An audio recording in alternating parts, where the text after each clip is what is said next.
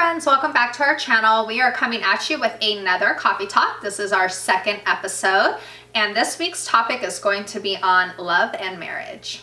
It is, and you guys, I can't believe we're already in February, but what better month to talk about love and marriage?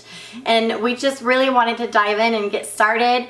We feel that it's a really jaded subject, and just to warn you viewers that this might be a little more PG-13, so if you do have little ones around, we suggest that you might wait to watch it later. Yeah, we're going to all the places. We're going to share a little bit about our personal experiences, and we really hope that it can benefit you.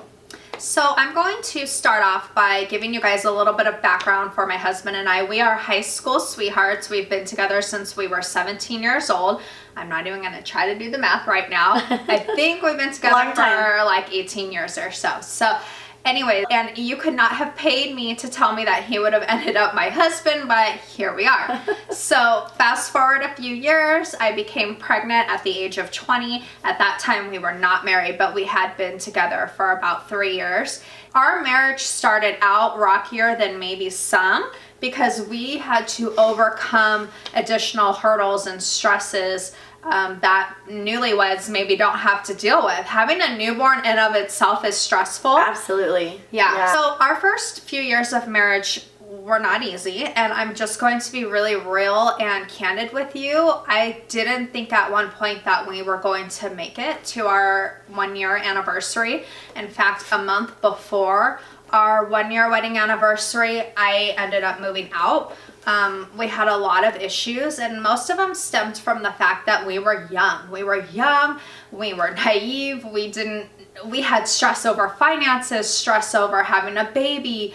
I was going to school and trying to work part-time. Things were just really difficult. So to anyone who is in that stage of life right now, I'm here to tell you that you can do it. You can make it through. There is a light at the end of the tunnel. You just cannot give up, because love and marriage, it's worth fighting for. And more than anything, for my daughter, for our daughter, I wanted her to have a mom and a dad present. I think a lot of people really thought we weren't going to make it. We were going to be just another statistic, that we were going to end up divorced. Especially young, I'm sure. Yeah, things weren't going to work out.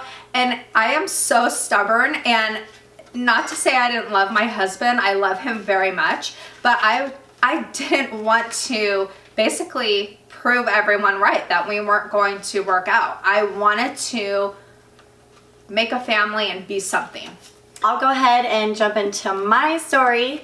My husband and I have been together for 13 years, married 10. We actually both came out of some long-term relationships ourselves before. So I think when we met, we kind of knew what we wanted, what we didn't want. But we also were going through huge life changes. My husband was going through a career change after 10 years of being in construction, and we ended up getting pregnant in the first year of marriage. So I want to just say real quick that none of this, we're not sharing any of these experiences to scare anybody out of marriage or relationships. We just wanted to come on and share our personal experiences, because this coffee talk, we're really trying to let you guys know us more on a personal basis, in hopes that it helps influence and maybe uplift you in your experience. So I'll go back to my story. So I could go into a lot of different stories of where it's been really hard in our marriage, but for me personally, I think the hardest is when you, as a woman, or you know, anyone who's home the most, and you're taking care of your kids, the household, all of that, it can be so much already. And then you throw marriage on top of that, and still trying to figure out where you're at as a person. It can be tough. So I want to give you 2 samples of books that, one, that my husband and I actually did premarital counseling at the time, and I 100% recommend that. I know the word counseling can be really intimidating. A lot of people might think that it's only when you have problems, and it absolutely is not. I really highly recommend premarital counseling. And with that, I want to go to this book, you guys. It was so good. It's The 5 Love Languages. I was teasing Lindsay, like, I feel like this is so year 2000. But it's really good. To me, marriage comes down to a couple things, and one is how you're perceived.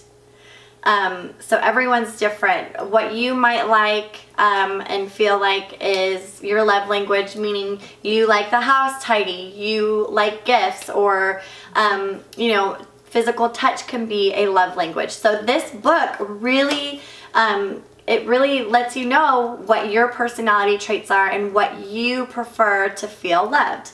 Yeah. And that goes into communication, right? Mm-hmm. And I think knowing your love language is essential, because you can use that as a tool to help strengthen your own marriage, because sometimes we don't realize that we need those acts of love or affirmation. Mm-hmm. Maybe you need your husband to give you a compliment. You're not going to come out and say, hey honey, I really need you to compliment me in this outfit. Right. But deep down inside, somewhere in you, that is part of your love language, and you need that on some level. So this is a really good book to use as a tool. Okay, so with the 5 love languages, you guys, like I said, I highly recommend this book. And not only does it help understand who you are as a person, but what makes you feel loved. And I'll give you an example. So there's 5. And the first one is words of affirmation. You have quality time, receiving gifts, acts of service, and physical touch. So what are your love languages? So my love language, hands down, is acts of service. If my husband unloads the dishwasher or goes to the grocery store for me, that is love right there. That's just how I am. So when anyone does any sort of act of service for me, I feel loved. I feel like they thought about me. They took time out of their crazy day to do something nice and do something kind for me. So that's something that I really value and appreciate. Right. And I also want to say too, I know with me, I read this book 13 years ago, and starting out in the marriage, I definitely know that my love languages were a little different. Oh, that's a good And that's point. okay too. That's a good point. It's okay to have more than one. It's okay that they change. What's most important is that you stay connected enough to yourself and your well-being that you know where you're at. And It's okay to come to your husband and say, you know what, honey, I'm really feeling kind of down on myself. This is where I'm coming in on a personal note. After having the twins and just kind of getting back on my feet, recovery was a little longer, and I did have to just acknowledge that myself and go to my husband and say, I feel really yucky and I feel really down on myself. So can you slap my butt a little? Yeah. Can you slap my butt a little more and tell me that I'm okay, that I look good, or if I do, really just take the time to acknowledge and tell me, hey babe, you look great, you're doing a good job. So those are definitely words of affirmation. So right now in my life where I'm at, my love language are words of affirmation, physical touch, and acts of service. Sorry, babe, you got 3 right now. But it's true, and it's okay that they change. Yeah. So don't ever feel like, oh, I need too much. It's not necessarily that you need too much. It's finding out what you need and letting your partner know. Communicate that. I really need you to tell me once in a while that I look good, or I'm pretty, or whatever it may be. And those things are okay. Yeah, and one thing I just want to put out there is this is two-sided. So this isn't all about your boyfriend or your husband telling you that you look pretty or making the bed. Exactly. Yeah, so one thing I really want to put out there is that a relationship takes 2 people.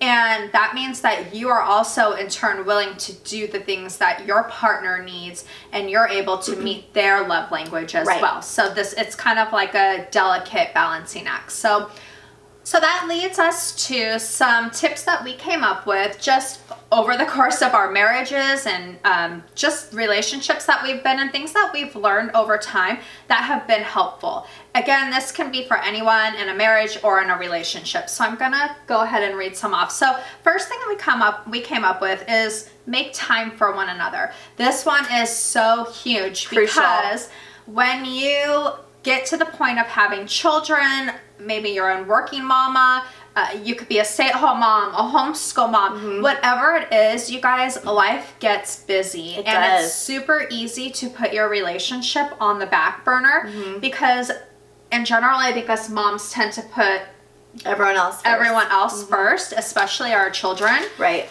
So finding the time to spend with one another. Now, this doesn't mean you have to go out on fancy dates. It can mean setting a day of the week, like a Tuesday, and having that be only for you and your significant other. Literally putting everything else aside, putting those kids to bed early, what have you. It's so important. And here I am 10 years later, and my husband and I still have to remind each other, hey, do you want to watch a movie? Right. No, I have laundry to do. No, laundry can wait. Yeah. Talking to myself, laundry can wait. You need to spend time together. It doesn't always have to be sex, okay? Even though that's another thing. Yeah, we'll get there in a second. We'll get there in a minute. PG-13. But it can just be snuggling on the couch, watching a movie together, or whatever. Yeah, and so I'm going to kind of plug in like a perfect example. So my husband and I started a show on Netflix, Outlander, which I became obsessed with. And during the time we were watching that show together throughout those few months, we were connecting better. We were having sex more regularly. I think in general, we just felt happier. And I've noticed this shift in the last month between us. We are not watching TV together. We're hardly spending time with each other. We're both pulled in different directions. Yeah. And we're really struggling with this right now. So, and I want to be open and candid with you guys that these tips we're giving you, these are real tips because we still use them. It's easy to fall off track or let a little distance make its way between you because relationships have a lot of ups and downs. So it's something that we are always working on. So one thing I would say is make time for each other. Yeah, time is crucial, especially if you do have kids. And I know that you viewers that have kids can attest to that. It's so important. Saying I love you daily, just communicating a simple good morning. I'm thinking about you. How was your day today? Just everyday things that kind of help bring the two of you together, open the lines of communication. Right. Show that you care about the other person and their feelings. Absolutely. And like she mentioned, you notice a shift in the energy in your relationship when you don't make it a priority. Right. I know that it's really easy as a mom myself. I tend to, not doing it on purpose, but I tend to put my kids first. And it should be in a healthy marriage, kids should not be first. Yeah, I agree. It's for me and my beliefs, it's God, marriage, kids, work. And I 100% believe and know that when I align with those, that my life and my relationship with my husband is on point. Totally. And then I will start talking about the sex. Should I go there? Let's talk about sex, baby. Let's talk about you and me. Okay, seriously. Okay, I know, like, oh my gosh, we're going there. And, sorry, babe. But this is huge, too. Okay, women. You have to make time for the sex. We just talked about that today. We are very different, obviously. I am one to be able to put all emotions aside and have sex, and whether, I'm not saying to always do that. Most men need physical touch. In Right. fact, my husband's love language is physical touch. I would venture to say 90% or more men genuinely need physical touch. Absolutely. And sex is huge, and sex is extremely important for my husband. And when I notice that we are not in line or not in sync with each other, it always comes down to the fact that we are not having sex regularly. Always, 100%. When we start giving each other a little bit of attitude, or maybe we're being a little bit catty with each other or snarky, the snarky remarks get made, I can always bring it back to the fact, oh, yep, it's been a while since we've had sex. And you know what, they're not just the physicality of that subject, but when you have sex and you literally, your body releases those hormones and the endorphins that make yeah. you feel happy. We were designed to have sex with your partner, and when you make time for that and it's genuine, I cannot stress that enough, that your relationship is night and day. It's really, really incredible. Now, if you are in a really bad spot and there's a lot of things that you need to talk about emotionally, you know, financially, whatever, I strongly suggest that you hit those points first, because don't be afraid to go to therapy. Talk to someone. Absolutely. We have a life coach, a therapist that we go to that I can't even tell you how many friends we recommended, and I'm not afraid. Can I have her number? Absolutely, friend. I'm not afraid to talk about that or suggest to people, because like I mentioned earlier, I feel like that is such a jaded subject that, oh my God, they're going to counseling, you know, they must be really bad. Actually, no, it's somewhere where we can have someone who's a professional and guide us and basically direct us with our feelings, where we are at individually and where we want to be and meet in the middle as a couple. This doesn't mean to go weekly. You can go bi-monthly, whatever it is, but I strongly suggest that you do that. And so we talked about sex. We went there, Lindsay. Yeah. So one thing I do want to say is Jen falls into the camp of, I love sex. Let's have sex all the time. Now, I fall into the other camp of women who, I am tired. By the end of the day, I literally just want to lay in my bed and watch TV. I mentally need that time to decompress and unwind for the day. I'm always distracted. I have 3 children. I have a teenager. So that's harder. It's really hard for me to shut off and get in the mood, because I'm constantly listening for a door to open, or I'm thinking about carpools for the next day, or, oh, did I forget to take the chicken out for dinner? So if you are similar to me, that's okay too. It's just something that we have to work on more, and I acknowledge that that is an area of weakness, and it extremely affects my marriage, and it's something that I work on all the time. Brings us to our last recommendation. We wanted to keep this video a little shorter. We could probably talk about this for a long time, but we want to wrap this up with our last suggestion, and that is stop comparing. Yes. Stop comparing your relationship with your friends, with social media. Stop.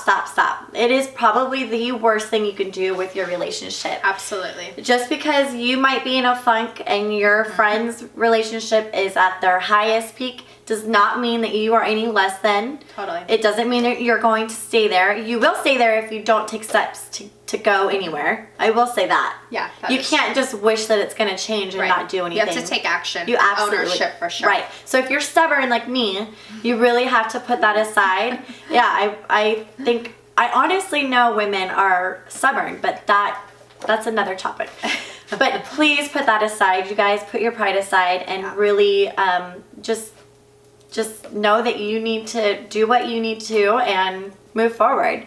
And if you want a healthy marriage or a healthy relationship, it's going to take work. Everything in life worth having requires work. Hard work, right? Right. So being aware of what you need to put in and the work that you need to put in is something I think crucial to just a happy, healthy relationship. And just to kind of piggyback up on what Jen was talking about with comparison, it would be easy for someone like me to be in a room full of women saying, oh, my husband and I have sex 3 times a week.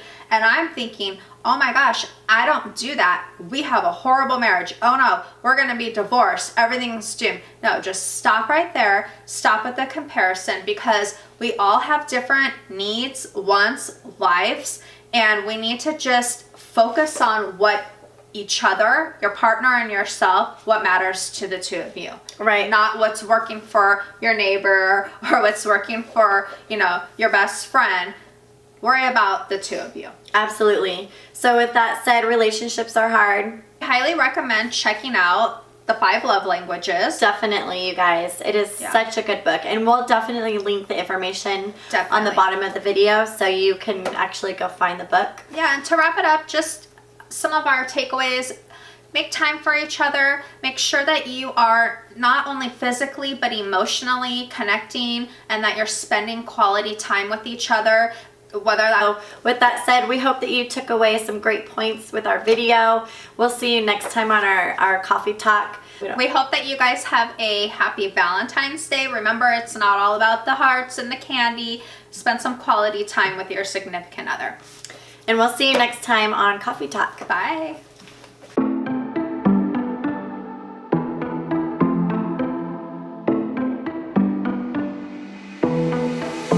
It was a Thursday night when I first saw you. Those green eyes caught me. Yeah, it was crazy. It was a Friday night when I first kissed you. You struck me like lightning. You broke my chains and released